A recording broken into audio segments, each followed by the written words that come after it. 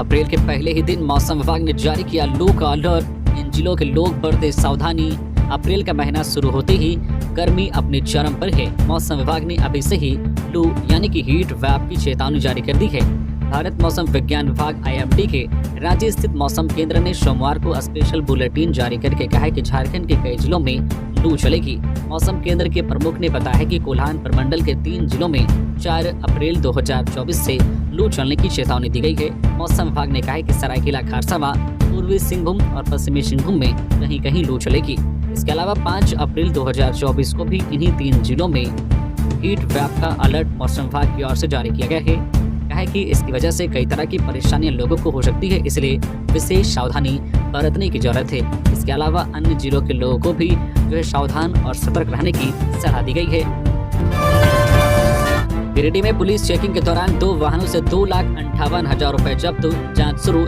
गिरिडीह के बेंगाबाद थाना पुलिस ने 2 पिकअप वैन से 2,58,000 रुपए जब्त किया है। इसकी पुष्टि SP दीपक कुमार शर्मा ने की है। जानकारी के अनुसार पिकअप वैन से 2,58,000 रुपए बिहार के जमुई से चुनाव में इस्तेमाल होने के लिए ही गिरिडीह भेजा जा रहा था। इस दौरान थाना प्रभारी ने थाना इलाके के चोटकी जो है खरगडीहा के समीप वाहन जांच अभियान चलाया और एक पिकअप वैन से 1,57,000 तो दूसरे में 1,06,000 रुपए जब्त किया है। ये रुपए किसके हैं और किसके पास भेजा जा रहा था फिलहाल स्पष्ट नहीं है। पुलिस पूरे मामले की जांच कर रही है। पहली से 7वीं की वार्षिक परीक्षा आज से। झारखंड के प्रारंभिक स्कूलों में वार्षिक परीक्षा आज मंगलवार से शुरू होगी। ये परीक्षाएं 4 अप्रैल तक चलेंगी। 5 से 20 अप्रैल तक उत्तर पुस्तिकाओं का मूल्यांकन होगा और 30 अप्रैल को परीक्षा परिणाम जारी किया जाएगा। साथ ही छात्र छात्राओं को रिपोर्ट कार्ड दिया जाएगा। शैक्षणिक सत्र 2023-24 की वार्षिक परीक्षाएं पहली पाली में 9:30 बजे से 11:30 बजे तक और दूसरी पाली में 12:30 बजे से 2:30 बजे तक आयोजित होगी। पहली क्लास की परीक्षा मौखिक होगी, जबकि दूसरी की परीक्षा मौखिक व लिखित दोनों होगी। तीसरी से 7वीं की परीक्षाएं वस्तुनिष्ठ, लघु उत्तरीय और दीर्घ उत्तरीय प्रकार के होंगे। पहली से 5वीं तक हर विषय के लिए 60-60 अंक निर्धारित किए गए हैं। वही 6ठी से 7वीं तक के हर विषय के लिए 60-60 अंक निर्धारित है। लेकिन गणित, विज्ञान व सामाजिक विज्ञान के लिए 50-50 अंक, लिखित व 10-10 अंक प्रोजेक्ट कार्य के लिए निर्धारित किए गए हैं। वही 40-40 अंक आंतरिक मूल्यांकन के आधार पर दिए जाएंगे, जो प्रोजेक्ट के तहत दिसंबर 2023 से मार्च 2024 तक लिए गए संबंधित विषयों के जो औसत अंक को आंतरिक मूल्यांकन का आधार माना जाएगा। वार्षिक परीक्षा का परिणाम सभी जो है प्राप्त अंक को जोड़कर घोषित किया जाएगा। संथाली, हो, खड़िया, मुंडारी, कुड़क विषयों के लिए जो है क्लासवार प्रश्न पत्र स्कूल स्तर पर तैयार किए गए हैं। देवघर एयरपोर्ट पर नाइट लैंडिंग की मिली अनुमति। अब 24 घंटे हर मौसम में उड़ान भर सकेंगे विमान। झारखंड के देवघर और संताल परगना ही नहीं, आसपास के इलाके के लिए खुशखबरी है। खराब मौसम में उड़ान और नाइट लैंडिंग के कारण देवघर एयरपोर्ट से यात्रा करने वाले यात्रियों को जो परेशानी हो रही थी अब वह दूर हो गई है। 1 अप्रैल 2024 को DGCA जो है director general of civil aviation ने देवघर एयरपोर्ट में नाइट लैंडिंग की अनुमति दे दी है। देवघर एयरपोर्ट में नाइट लैंडिंग का अप्रूवल देते हुए DGCA ने कहा है कि अब देवघर से हर मौसम में 24 घंटे विमान उड़ान भर सकेंगे और लैंड कर सकेंगे। इससे जो फ्लाइट कैंसिल होने की जो समस्या होती थी उससे निजात मिलेगा। रांची में बांग्लादेश की लड़कियों से कराया जा रहा था देह व्यापार। 6 युवकों के साथ 1 दर्जन सेक्स वर्कर पकड़ी गई। राजधानी रांची में सेक्स रैकेट चल रहा था। यह रैकेट सदर थाना और पेरियादू थाना इलाके में चल रहा था। रांची में बंगाल और बांग्लादेश की लड़कियों से देह व्यापार कराया जा रहा था। मिली जानकारी के अनुसार सदर थाना क्षेत्र से 10 और पेरियादू थाना क्षेत्र से 2 सेक्स वर्कर को पकड़ा गया है। इसके अलावा इस मामले में संलिप्त 6 युवकों को हिरासत में लेकर पुलिस पूछताछ कर रही है। मिली जानकारी के अनुसार होटल के कमरों में कुछ युवकों को आपत्तिजनक अवस्था में पकड़ा गया है। राजधानी के जो है सीनियर SP चंदन कुमार सिन्हा ने बताया कि राजधानी के कुछ होटल्स हैं जो ओयो रूम के रूप में बुक करते हैं। वहां संभवतः बांग्लादेश या बंगाल से लड़कियां आती है और उनका अनैतिक देह व्यापार चलता है, जिस पर 3 टीम बनाकर रेड की जा रही है। पूछताछ के दौरान पुलिस को जानकारी मिली कि दलालों के माध्यम से होटल में लड़कियों को भेजा जाता था। छापेमारी के दौरान कई दिल्ली से लौटी कल्पना मुर्मू सोरेन, कहा हेमंत के साथ हुआ भेदभाव। झारखंड के पूर्व मुख्यमंत्री हेमंत सोरेन की पत्नी कल्पना मुर्मू सोरेन सोमवार को दिल्ली से लौट गई है। यहाँ लौटकर उन्होंने दिल्ली के रामलीला मैदान में हुए महारैली के अनुभवों को साझा किया। कल्पना ने कहा कि यह मेरा पहला कदम था रामलीला मैदान में। मैं पहले कभी रामलीला मैदान नहीं गई थी। मैं खुद को सौभाग्यशाली मानती हूँ कि झारखंड की तरफ से मुझे चंपई चाचा के साथ अपनी बातों को रामलीला मैदान में रखने का मौका मिला। हमारे इंडिया गठबंधन को मजबूती देने का मौका मिला। कल्पना ने आगे कहा कि जिस तरह से हेमंत सोरेन ने 4 साल से हमारी मुख्यमंत्री के तौर पर काम किया, जिस तरह से उनके साथ भेदभाव किया गया, चुनाव से पहले उनकी गिरफ्तारी हुई है, उन सारी बातों को रखने का मौका मिला। साथ ही साथ महिलाओं, आदिवासियों की बातों को रखने का मौका मिला, जिसके लिए मैं खुद को सौभाग्यशाली मानती हूँ। अब 4 जून का सबको इंतजार करना होगा, तभी पता चलेगा कि बदलाव किस तरफ हुआ है। पूरी उम्मीद है कि जीत कर ही आएंगे। वही गांडी उपचुनाव में प्रत्याशी बनाए जाने के सवाल पर उन्होंने कहा है कि अभी तो कोई ऐसी बात नहीं हुई है। राहत की खबर, गैस सिलेंडर की कीमतों में आई कमी, झारखंड में इतने में मिलेगा। लोकसभा चुनाव से पहले राहत देने वाली एक खबर आई है। ऑयल मार्केटिंग कंपनियों ने गैस सिलेंडर की कीमतों में कमी की है। गैस सिलेंडर की घटी हुई कीमत सोमवार से ही लागू हो गई है। हालांकि ये कमी कमर्शियल गैस सिलेंडरों में की गई है। नई दर के मुताबिक 19 किलोग्राम वाला सिलेंडर अधिकतम 32 रुपए तक सस्ता कर दिया गया है। अलग अलग स्थानों में ये कमी अलग अलग है। इससे पहले महिला दिवस पर ऑयल कंपनियों ने 14 किलोग्राम वाले एलपीजी गैस सिलेंडर की कीमत में कमी की थी। इसकी कीमत 100 रुपए तक कम की गई थी। फिलहाल इन सिलेंडरों की कीमतों में किसी तरह का बदलाव नहीं किया गया है। गौरतलब है कि पेट्रोलियम कंपनियों की ओर से 19 किलोग्राम वाले कमर्शियल गैस सिलेंडर की कीमत में 1 मार्च को बढ़ोतरी की गई थी। इसमें 24 रुपए की वृद्धि हुई थी। झारखंड की राजधानी रांची में 1 मार्च 2024 को कीमत 1960 रुपए किया गया था। मिली खबर के मुताबिक अब इसकी कीमत में 32 रुपए तक की कमी की गई है। राजद का दावा, चतरा और पलामू सीट पर हम मजबूत, मिलना चाहिए मौका। आरजेडी 2 सीट पर चुनाव लड़ना चाहता है। सोमवार को प्रेस कॉन्फ्रेंस कर आरजेडी ने साफ तौर से चतरा और पलामू सीटों की मांगी है। इसी के दौरान मंत्री सत्यानंद भोक्ता ने कहा है कि हमारा जनाधार चतरा पलामू में काफी अच्छा है, हमें 2 सीट मिलना चाहिए, यह हमारा हक है, हम अगर लड़े तो जीतेंगे भी। प्रदेश अध्यक्ष संजय सिंह यादव ने भी कहा है कि चतरा और पलामू में हम काफी मजबूत हैं, हमें हमारा हक मिलना चाहिए। बता दें कि लोकसभा चुनाव को लेकर झारखंड के इंडिया गठबंधन के दलों में सब कुछ ठीक नहीं चल रहा है। राष्ट्रीय जनता दल 2 सीटों पर अड़ा है, वो 2 सीट चतरा और पलामू हैं। प्रदेश राजद के मुख्य प्रवक्ता डॉक्टर मनोज कुमार ने कहा है कि सहयोगी दलों का कौन नेता क्या बोलता है इसकी हमें परवाह नहीं है, हम 2 सीटों पर चुनाव लड़ेंगे। राजद को 7-5-1-1 का फॉर्मूला मंजूर नहीं है।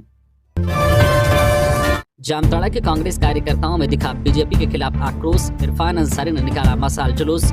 जामताड़ा में कांग्रेस विधायक इरफान अंसारी सहित सैकड़ों कार्यकर्ताओं ने मशाल जुलूस निकाला। इस दौरान जमकर केंद्र की भाजपा सरकार के खिलाफ जमकर नारेबाजी की गई। कार्यकर्ताओं के हाथों में मशाल थे।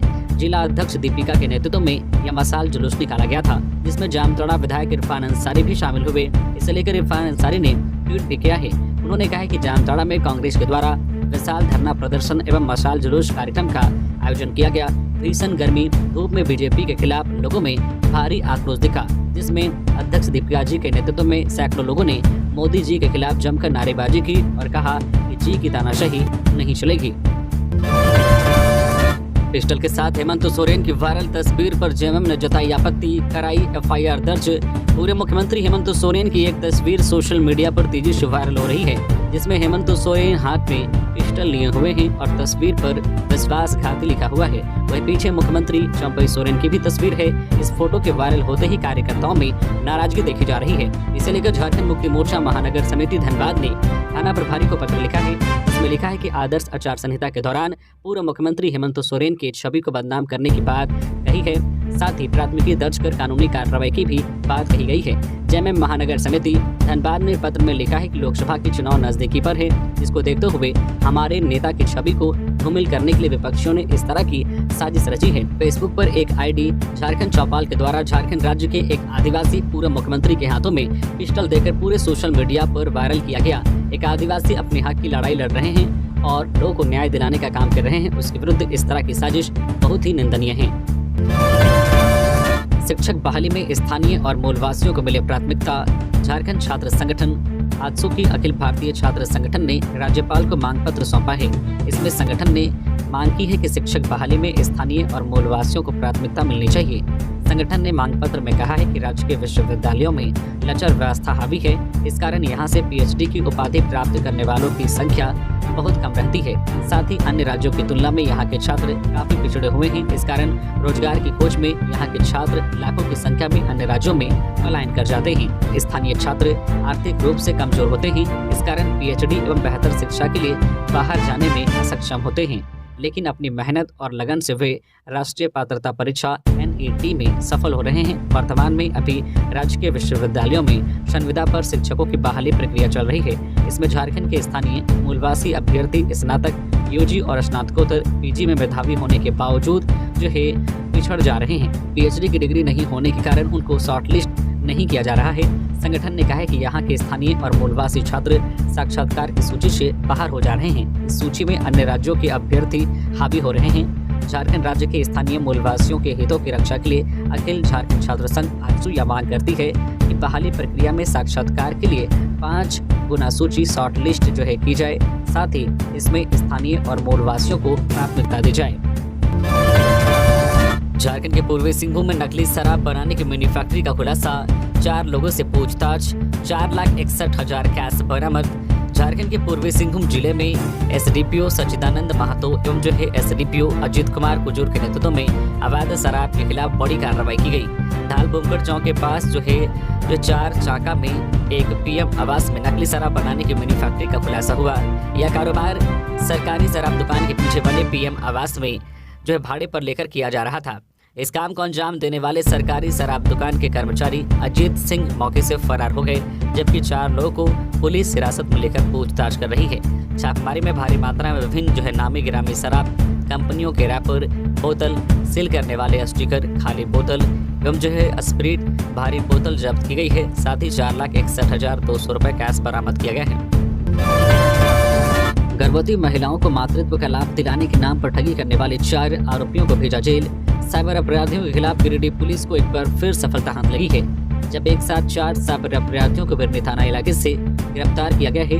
इस दौरान चारों अपराधियों के पास से पुलिस ने 8 मोबाइल के साथ 11 सिम कार्ड व एक बाइक भी बरामद किया है। गिरफ्तार अपराधियों में जमुई के चकाई थाना इलाके के बाराडी गाँव निवासी गोविंद मंडल, बिरनी थाना इलाके के कर्माटाड़ गांव निवासी विशाल मंडल, मुफस्सिल थाना के महेशपुर गांव निवासी चंदन मंडल और बेंगाबाद के जमुंडहरी गांव निवासी मिराज अंसारी शामिल हैं। पूछताछ में गिरफ्तार चारों अपराधियों ने कबूला है कि चारों फर्जी बैंक पदाधिकारी बनकर बैंक खाताधारकों को फोन करते और पैसे की ठगी किया करते और OTP और पासवर्ड की मांग कर बैंक अकाउंट ही खाली कर देते। यही नहीं, चारों गर्भवतियों को फोन कर उन्हें मातृत्व लाभ दिलाने का लोभ देकर ठगी करने में सफल रहते। हालांकि पूछताछ के बाद चारों को जेल भेज दिया गया। मंझगांव एकलव्य मॉडल स्कूल भवन निर्माण, श्रमिकों को नहीं मिल रही न्यूनतम मजदूरी, 504 की जगह मिल रहे 300 रुपए। पश्चिमी सिंहभूम जिले के मंझगांव प्रखंड अंतर्गत हल्दिया गांव में करोड़ों की लागत से एकलव्य मॉडल स्कूल के भवन का निर्माण हो रहा है। इसमें कार्यरत मजदूरों को न्यूनतम मजदूरी का भुगतान नहीं किया जा रहा है। स्कूल भवन के निर्माण में लगे मजदूरों ने संवेदक पर 504 रुपए के बजाय 300 रुपए प्रतिदिन के हिसाब से भुगतान का आरोप लगाया है। इसकी शिकायत मजदूरों ने झारखंड जनरल कामगार यूनियन के जिला सचिव शाह, मंछारी प्रखंड के जिला परिषद सदस्य माधव चंद्र उंकाल से की है। उंकाल ने कहा है कि एकलव्य मॉडल स्कूल हल्दिया का निर्माण केंद्र सरकार की मदद से कराया जा रहा है और केंद्र सरकार के द्वारा न्यूनतम मजदूरी 504 रुपए लागू की गई है। कहा, गरीबी के कारण आदिवासी तबका ठेकेदारों के द्वारा शोषित किया जा रहा है। संवेदक जो है जुनैद कंस्ट्रक्शन और आसियाना कंस्ट्रक्शन के द्वारा जो है मजदूरों की मजदूरी लूटी जा रही है। उन्होंने कहा कि न्यूनतम मजदूरी 504 रुपए का भुगतान नहीं किया जाने तक काम को बंद रखने का निर्णय लिया गया है। पिछली बार से अधिक मतों से रांची लोकसभा में होगी जीत, CP सिंह। भारतीय जनता पार्टी महानगर की ओर से सोमवार को रातू रोड के संगठन कार्यालय में रांची विधानसभा का बूथ स्तरीय कार्यकर्ता सम्मेलन हुआ।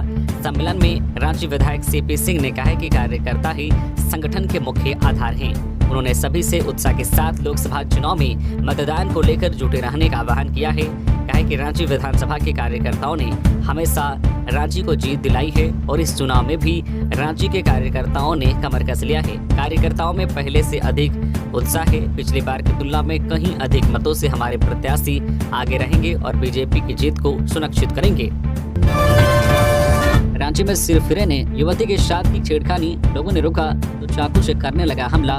रांची के सदर थाना क्षेत्र स्थित बड़गाई चौक के पास उस वक्त हड़कंप मच गया जब एक युवती के ऑटो से उतरते ही एक सिरफिरा युवक उस पर कूद गया और फिर युवती के साथ बदसलूकी करने लगा। पहले तो युवती सहम गई, लेकिन फिर वह अपने बचाव में चिल्लाने लगी।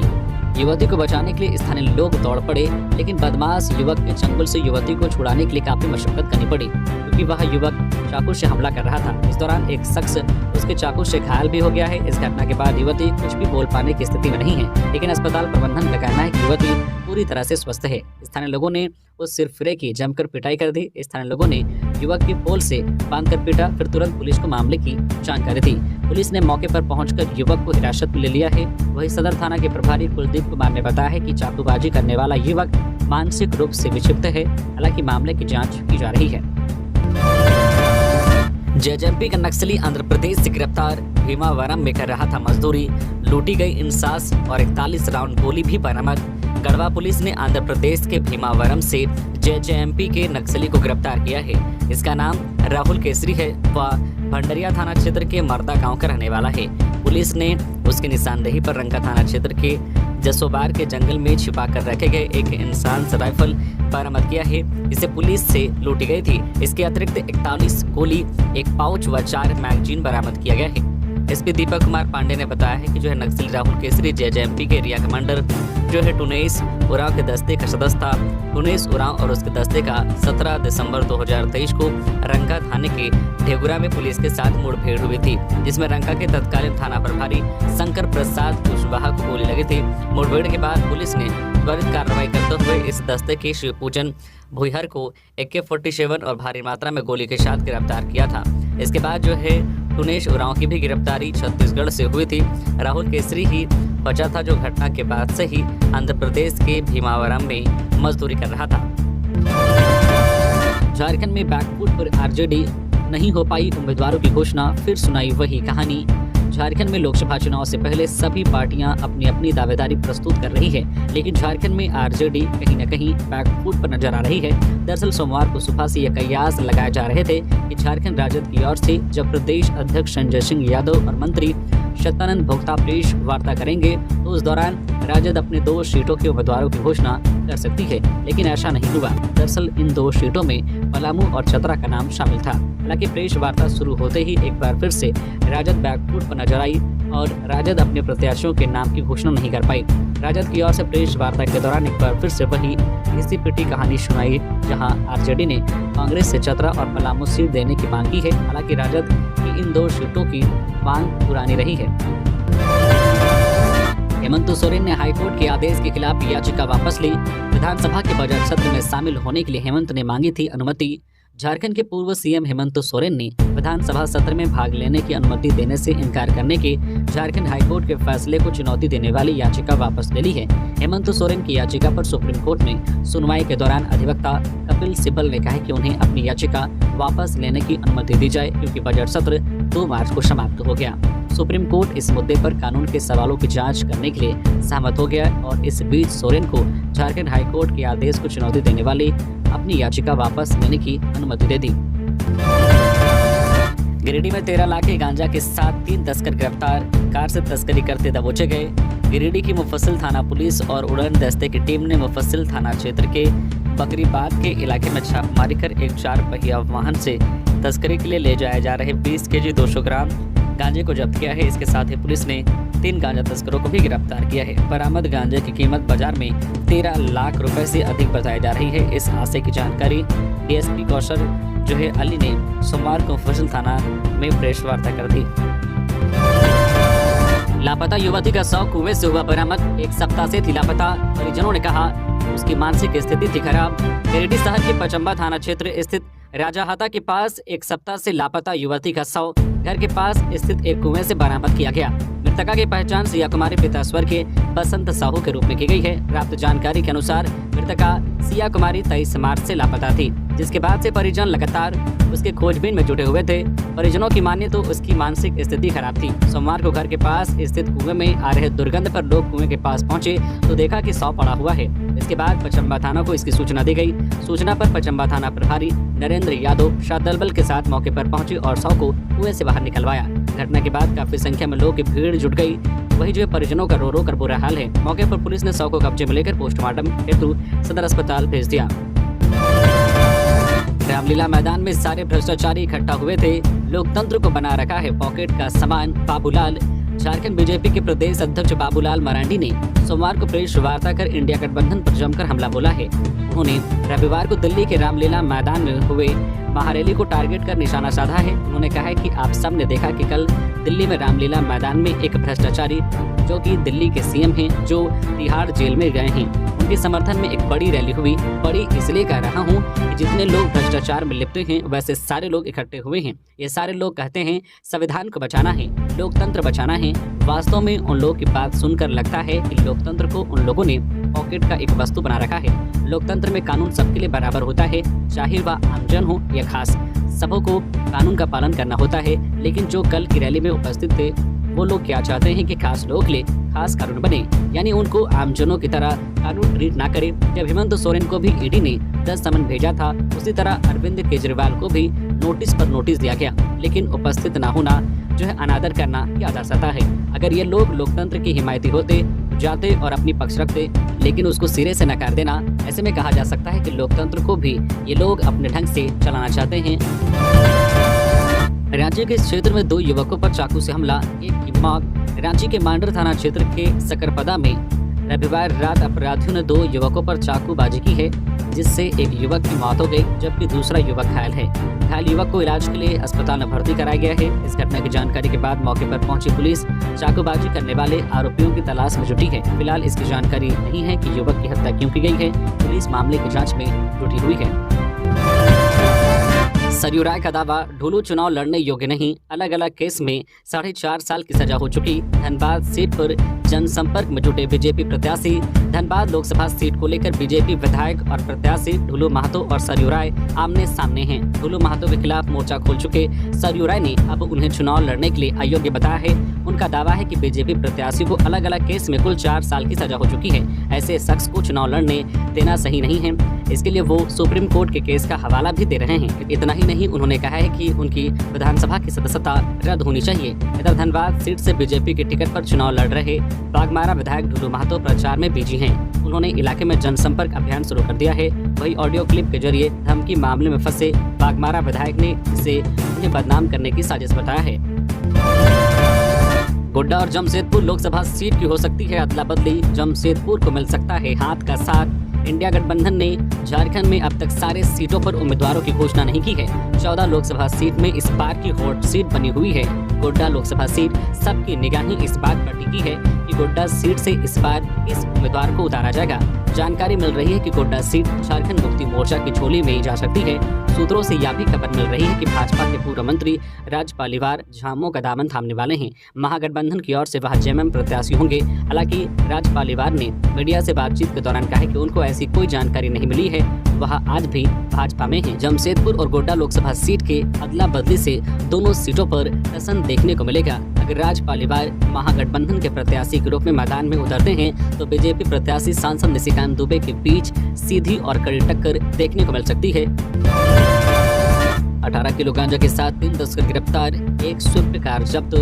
गिरिडीह के मुफस्सिल थाना पुलिस ने शहर के बरवाडी से 18 किलो गांजा के साथ 3 तस्करों को गिरफ्तार किया है, जिनका नाम क्रमशः मोहम्मद दानिश और मुर्तजा और गुप्ता साहू हैं। इनके पास से पुलिस ने स्विफ्ट डिजायर गाड़ी भी जब्त किया है। सोमवार को डीएसपी 2 जो कौसर अली और मुफस्सिल थाना प्रभारी श्याम महतो के नेतृत्व में पहले जो है कबरीबाद इलाके में छापेमारी की गई, जहां एक कार में आरोपी मोहम्मद दानिश और मुर्तजा के पास से क्रमशः 2 किलो गांजा अलग अलग पैकेट में जब्त किया गया। पूछताछ में दोनों ने बड़े धंधेबाज बरवाडी के गुप्तेश्वर साहू उर्फ गुप्ता साहू के नाम का खुलासा किया तो पूरे मामले का पर्दाफाश हुआ। इस दौरान थाना प्रभारी श्याम महतो ने जब गुप्ता साहू के बरवाडी स्थित घर पर छापेमारी की तो 16 किलो गांजा का स्टॉक पकड़ा है।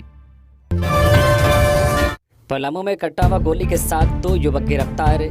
पड़वा थाना पुलिस ने सोमवार को छापेमारी कर देसी कट्टा के साथ 2 युवकों को गिरफ्तार कर जेल भेज दिया है। थाना प्रभारी चंद्रशेखर यादव ने बताया कि सूचना मिली थी कि 2 युवक किसी घटना को अंजाम देने के लिए हथियार के साथ घूम रहे हैं। इसकी सूचना वरीय पुलिस पदाधिकारियों को दी गई, जिसके बाद पलामू एसपी रेशमा रमेशन के निर्देश पर प्रशिक्षु डीएसपी राजेश यादव के नेतृत्व में टीम गठित कर छापेमारी की गई। इस दौरान कठौतिया सिक्का के परवेश सिंह व रितेश सिंह की तलाशी ली गई। तलाशी में परवेश सिंह के पास से एक देसी कट्टा व मोबाइल व रितेश सिंह के पास से 2 जिंदा गोली व मोबाइल बरामद किया।